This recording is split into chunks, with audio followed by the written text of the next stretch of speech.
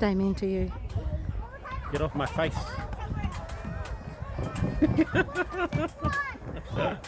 Father's Day is important. It's a remembrance, just being fathers. You do the right thing. Do the right thing for the children.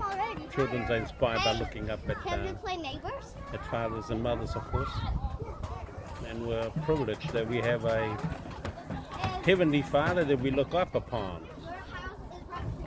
Every day is just a reminder. Be a good father. Be a wonderful father. Be a great father. And I think that's important. That's just a reminder. How many fathers do you have? Oh, I'm a very lucky man. I got 3 dads. Joshua, Lakamu, and Aford. And I got 3 mums too, also. So you want to share anything about your dads? My dad's a clever man, my biological father.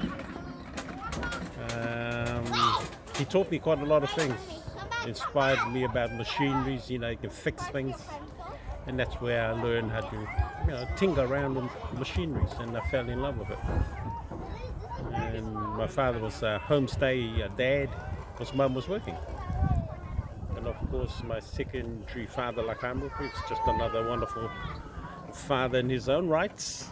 And of course, Mr. James Ford, a wonderful man of English heritage. And we're privileged to be carrying his name. So fathers, they've been in my life. 3 dads, absolutely awesome.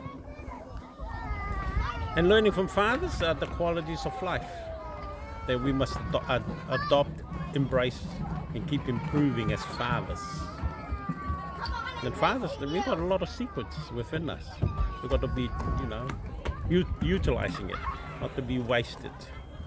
And father figure, just like who God is, we can become just like God.